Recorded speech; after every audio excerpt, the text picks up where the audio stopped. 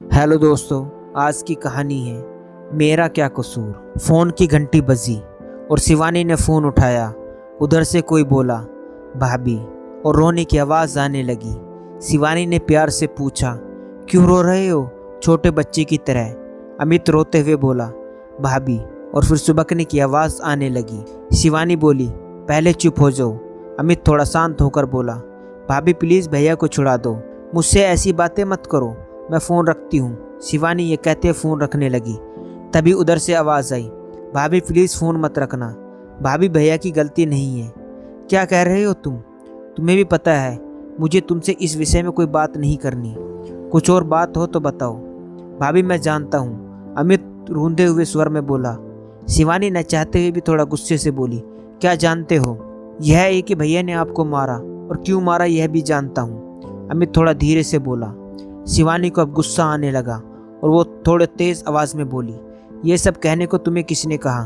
भाभी किसी ने नहीं, मम्मी पापा तो किसी वकील से मिलने गए हैं, उन्होंने तो आपसे बात करने को मना किया है। अमित ने जवाब दिया।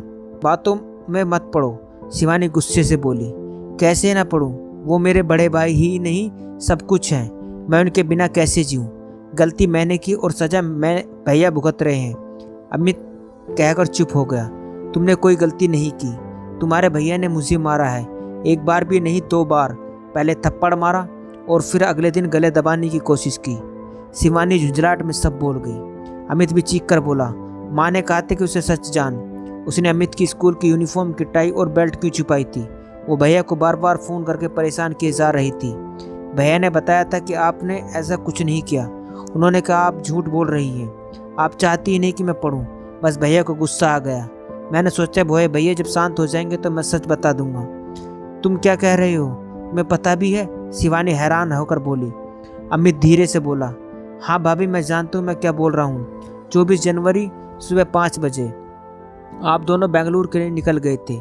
मुझे लगा था उस दिन मैं स्कूल की छुट्टी कर लूँगा, पर मम्मी पापा बोले नहीं कोई छुट्टी नहीं, स्कूल जाओ। मैं स्कूल में मेरा टेस्ट था और मैंने याद नहीं किया था। मम्मी पापा को पता था कि बुधवार को स्कूल की यूनिफॉर्म की चेकिंग होती है, इसलिए मैंने टाई बैग जल्दी से बैग में नीचे डाल दी और उनके साथ ढूंढने लग गया, पर ढूंढते ढूंढते समय कट गया।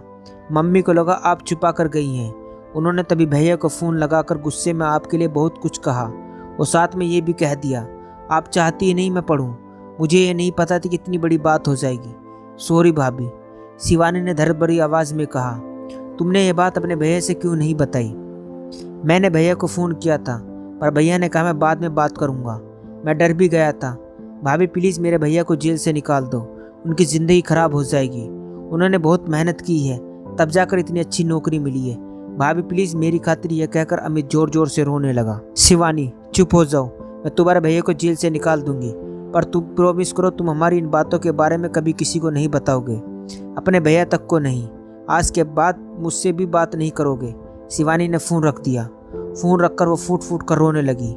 थोड़ी देर बाद चुप हो गई और कंप्लेंट वापस कैसे लेनी है सोचने लगी, क्योंकि पापा ने ही वहाँ से थाना फ़ोन किया था और पुलिस रात को आकर पकड़ कर ले गई थी। तभी दरवाजे पर बेल बजती है और दरवाजे को पीप होल से देखकर दरवाज़ा खोल देती है और दरवाज़ा खोलते अपने पापा के गले लगकर खूब रोती है। उसके पापा की भी आंखें नम हो जाती है। फिर उसके पापा उसे चुप कराते हैं और कहते हैं तैयार हो जाओ, थाना जाना है, FIR लिखवानी है। रात को सिर्फ तुम्हारे प्रोटेक्शन के लिए पुलिस उसे ले गई थी। शिवानी पहले अपने पापा को पानी देती है और फिर चाय बनाकर लाती है। पापा कहते हैं चाय क्यों बनाई? शिवानी कहती है पापा पहले मुझे आपसे कुछ बात करनी है, और फिर वह बैठकर सब बातें बताती है। बातें सुनकर पापा एक गहरी लंबी सांस लेते हैं और कहते हैं तो अब तू क्या करना चाहती है? दुखी मन से पूछते हैं। पापा मुझे कुछ नहीं करना, बस आप उस इंसान को जेल से निकलवा दो और अब मैं अपनी ज़िंदगी खुद ही जीऊँगी। अभी आपके साथ आपके घर आऊँगी और नौकरी करूँगी, बस अभी और कुछ नहीं। उसके पापा उसके सर पर हाथ रखकर एक लंबी सांस लेते हैं और कहते हैं बेटा वो तेरा घर है, वो सदा तेरा ही घर रहेगा। भाविक हो उठते हैं, फिर अपने को संभालते हुए कहते हैं तू जो चाहे कर, बस खुश रहने की कोशिश कर। और खुद के आंसू संभाल नहीं पा रहे थे।